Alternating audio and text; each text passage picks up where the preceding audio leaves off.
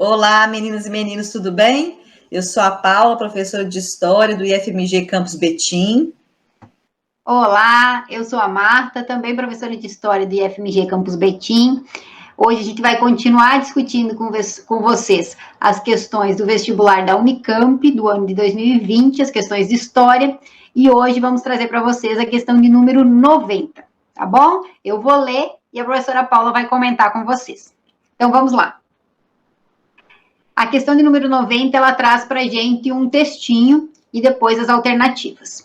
O textinho fala o seguinte: nas últimas 3 décadas, vimos o fim das velhas unidades políticas e a emergência de novas. As unificações da Alemanha e do Iêmen, a desintegração da Tchecoslováquia, da Iugoslávia e da União Soviética, a secessão de países como Eritreia, Timor-Leste e Kosovo. Vimos também a expansão de esforços de integração política e econômica e a absorção de antigos membros do Pacto de Varsóvia na OTAN.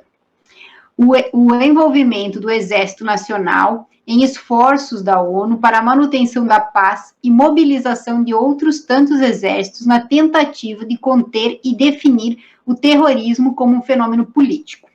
Esse é um trechinho adaptado do Sebastião Nascimento, do texto dele, né, que chama 20 anos sem o Muro de Berlim. E é um texto publicado numa revista, né, científica de São Paulo no ano de 2011. Isso, pessoal, nesse textinho de introdução, a questão já apresenta para a gente o debate que ela vai propor, que é um debate sobre o contexto pós-Guerra Fria, né? No momento em que já não vai mais existir a União Soviética. Isso é anunciado pelo trechinho quando ele cita a integração da Alemanha. Que integração é essa? A unificação do século XIX? Não, a integração pós-queda do Muro de Berlim, que é ali o marco simbólico do fim da Guerra Fria. A Guerra Fria, de fato, só chega ao fim em 1991, quando a União Soviética deixa de existir. E o que os analistas costumam debater a partir desse contexto é uma mudança de cenário geopolítico total. Ao invés de se continuarem, sobretudo depois de 2001, com o atentado às Torres Gêmeas, né?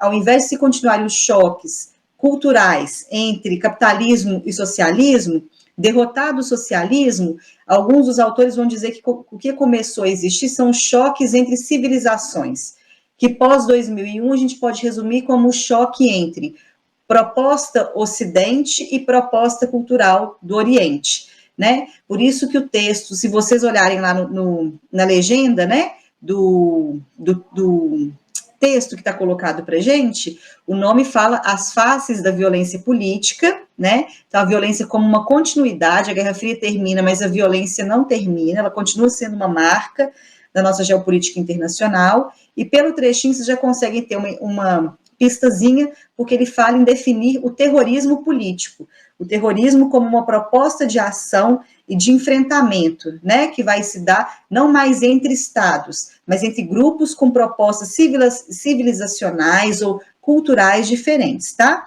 Então, um dos temas que vão sempre aparecer em questões para vocês é a ideia pós-Guerra Fria entre choque de civilizações. Vamos lá, Marta. A questão pergunta o seguinte: sobre essa nova condição histórica e geopolítica internacional, é correto afirmar, letra A, as décadas que nos separam da queda do Muro de Berlim e do fim da Guerra Fria representam um período de continuidade das formas e demandas políticas no plano internacional e de manutenção da cartografia mundial. Essa daí tá fácil de vocês perceberem que tá errada, né, pessoal? O trechinho vai todo falando de países que existiam e que vão se dividir, que vão se separar, regiões que eram separadas que vão se integrar. Então, de toda uma rearticulação cartográfica, todo o mapa do mundo se altera depois que a Guerra Fria termina, que a União Soviética deixa de existir enquanto influência, né? Isso é uma das marcas do contexto pós-Guerra Fria. A reorganização do mapa mundial. Então, por isso a alternativa, a letra A está errada, não há uma continuidade, o que vai haver é um início ali de um novo contexto geopolítico, cuja uma das consequências seria a mudança cartográfica, tá bom? Por isso está errada. Letra B. A letra B. A reunificação alemã foi decisiva nesse processo global. Ela fez desaparecer o maior símbolo da Guerra Fria na Europa, a Alemanha dividida. A queda do Muro de Berlim em 1989 e o 11 de setembro em 2001 são marcos desse processo. Isso, essa alternativa está certinha, né, pessoal? Ela é bem descritiva, não é analítica, mas ela passa pelos pontos que eu já mencionei com vocês. O símbolo da Guerra Fria era o Muro de Berlim, que falava dessa divisão entre mundo capitalista e socialista, representado pela Alemanha, né? Sobretudo pela cidade de Berlim, era um símbolo desse contexto internacional. Com a integração, com o fim do Muro de Berlim, já estava previsto o fim da Guerra Fria, que vai se dar poucos anos à frente, né? E vai haver uma reorganização, um rearranjo das forças internacionais, sobretudo a partir de 2001, que marca, né, com o ataque às Torres Gêmeas, e vai existir o contexto de combate ao terrorismo político de orientação islâmica. Os Estados Unidos começam a construir o discurso de combate ao terrorismo e conduzir as suas ações internacionais e buscar apoio de outros países para o enfrentamento disso que eles estão chamando de terrorismo político, né? Então, os enfrentamentos deixam de ser entre capitalismo e socialismo enquanto projetos e passam a ser isso que eu denominei com vocês como os choques entre civilizações.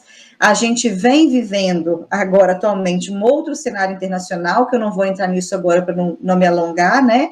Não se fala mais em choque de civilizações necessariamente, mas ainda assim existe uma retomada dos grupos, de um enfrentamento entre os grupos com a ascensão do Talibã novamente no Afeganistão. Mas isso é motivo para outro debate. Letra B está correta. Só um minutinho, Marta. Podemos ir para a letra C, Marta. Letra C, então. Após a descolonização, nos anos de 1950 e 1960, a dessovietização do mundo nos anos de 1990 reforçou o imperialismo, compreendido como um sistema de estados nacionais iguais sobre o direito internacional.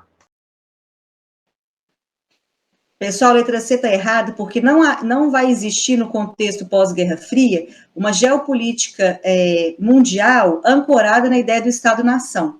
Como eu mencionei com vocês, o que há é um debate sobre civilizações. Então, são grupos que defendem propostas culturais e organizações sociais diferentes entre si, muitas vezes com valores radicalmente opostos, né? Sejam por preceitos religiosos ou só perspectivas filosóficas também de divergentes, tá? Então, não há o marco pós-Guerra Fria, sobretudo a partir de 2001, não é um enfrentamento entre estados nacionais, como acontecia antes, mas o enfrentamento entre um estado e um grupo cultural, né, grupos entre si, que vão divergir em termos morais, combinado? Então, quando a gente fala em choque de civilizações, é para vocês pensarem em termos culturais, em termos de imaginário, em termos de orientação, de representação de mundo, e não mais em termos entre países que se opõem, tá? Por isso que a alternativa C está errada. E a letra D. Desde 1989, o Estado Nacional Democrático alcançou todo o globo com eleições livres, não apenas no leste europeu, mas também nos países orientais. Na retórica política comum, destaca-se o fenômeno do terrorismo atlântico. Essa alternativa dele tá até engraçada, né, Marta? Tá toda maluca. Para vocês conseguirem destrinchar essa maluquice que parece que tem um ar intelectualizado, né, gente? Por isso que ela pode confundir vocês. Não existe o Estado, a proposta de Estado Nacional Democrático, ela não se consolida no mundo todo depois que o comunismo é derrotado, que é a proposta comunista, né? Essa alternativa, ela sugeriria para a gente que, derrotado o comunismo, o mundo teria ficado um lugar melhor no sentido de que a democracia venceu. Infelizmente, não foi isso que aconteceu. A democracia continua sendo um processo em construção em vários países, né? As eleições livres, elas não são conquistas de todo o globo, inclusive até os dias atuais. Então, no contexto pós-Guerra Fria, a derrota do comunismo não significou a vitória da democracia plena. Inclusive, existem vários analistas que mostram como que o capitalismo ele foi se tornando cada vez mais agressivo à medida que o comunismo deixou de ser uma ameaça real. É como se a proposta comunista ameaçasse tanto o capitalismo que ele precisasse se humanizar mais, se tornar mais tolerante para ser uma boa alternativa ao outro modelo que existia. Derrotado o comunismo, o capitalismo, segundo esses analistas, teria se tornado uma proposta mais agressiva. E, nesse sentido, as democracias, elas mais falhas, menos capazes de se assentar de fato nas liberdades, no fim das hierarquizações. Esse é um primeiro ponto. O outro ponto, gente, é que muitos países orientais do leste europeu continuaram abrigando regimes autoritários, né? A gente pode pensar a ascensão do Talibã agora no Afeganistão, recentemente, para vocês é sempre uma referência, mas lá no contexto de 2001, a forma como o Afeganistão mesmo estava organizado sob um regime autoritário. Então, quando vocês forem pensar contexto leste europeu, Ásia, nem todos os países que vão nascer pós-queda do comunismo, eles vão ter propostas democráticas e pautadas em eleições livres. Lembra do Iêmen, todos os países estão citados ali em cima, no trechinho, eles vão ter trajetórias complicadas de reconstrução, tá? Então, por isso que a gente não pode dizer que existe a vitória da democracia. E um último ponto, não existe o terrorismo atlântico nesse sentido, né? A partir de 2001, que vai se falar é do terrorismo religioso, especificamente terrorismo islâmico. Terrorismo atlântico, uma expressão que eles usaram de uma forma genérica e alternativa para confundir, mais para confundir do que para explicar. Combinado? Eu espero que tenha ficado claro esse contexto pós-Guerra Fria. Caso tenha ficado alguma dúvida, entre em contato com a gente. Combinado? Um abraço, pessoal. Fiquem bem, se cuidem, nós estamos à disposição.